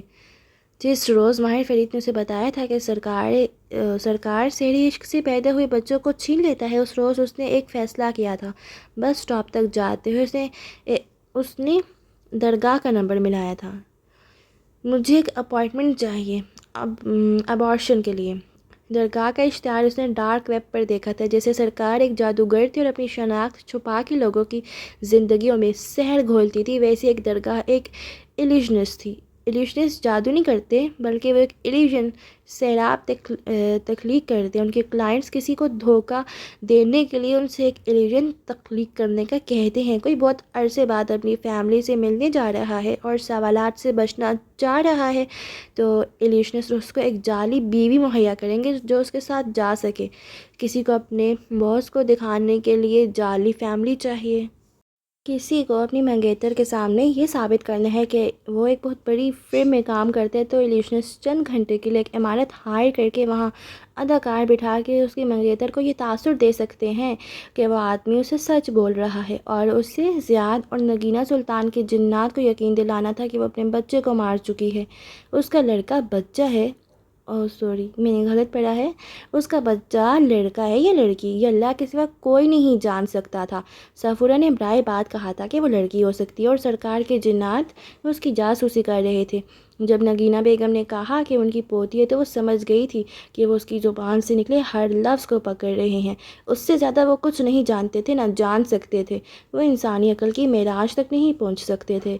Online payment, code words میں گفتگو اور درگاہ کی بتائی جگہ پر پہنچنا، بس اتنا سا کام اس کو کرنا تھا۔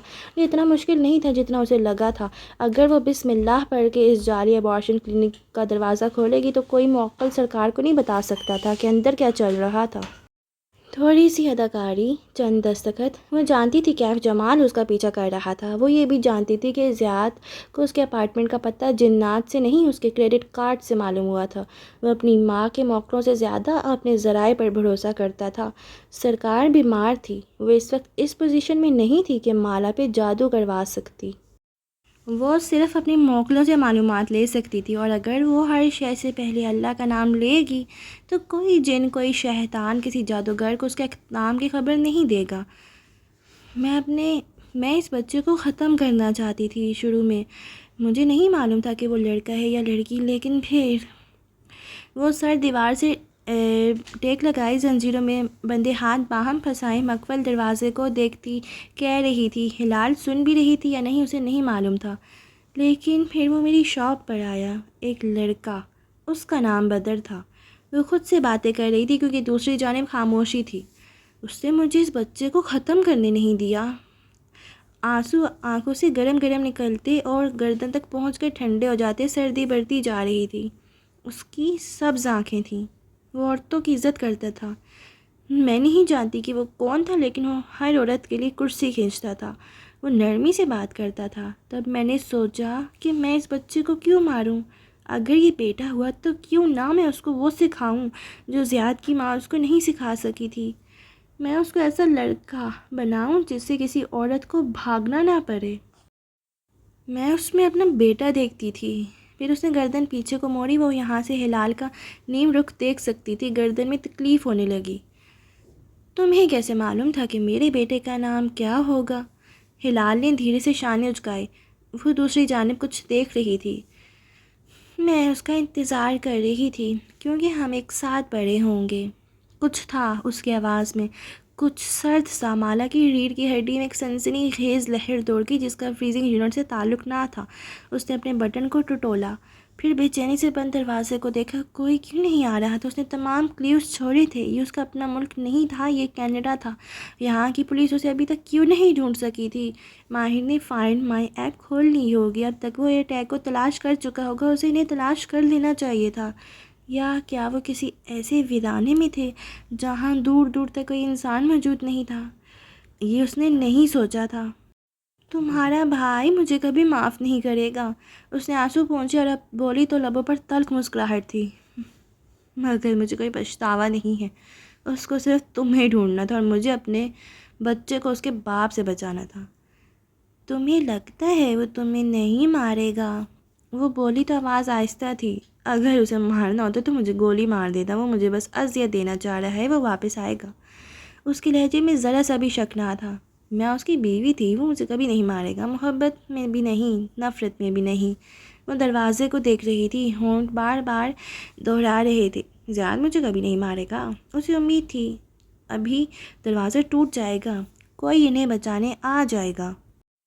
بیچاری کشمالہ، وہ مین ان لو ہے۔ اس کو نہیں پتا کہ بھائی اب زیاد جو ہے گرفتار ہو گیا، اور لیٹ سپوز وہ گرفتار نہ بھی ہوتا تو شاید مجھے نہیں لگتا وہ اس کو بچاتا بھی، کیونکہ زیاد اپنی ماں سے بھی نفرت کرتا تھا، اور جو شخص اپنی ماں سے نفرت کر سکتا ہے وہ بھلا کیا ہی کسی سے محبت کرے گا۔ خیر، ہماری آج کی ایپیسوڈ یہیں پر ختم ہوئی، اور مجھے دے اجازت، تو اپنا ڈھیر سارا خیال رکھیں۔ ملتے ہیں نیکسٹ ایپیسوڈ کے ساتھ۔ اللہ حافظ۔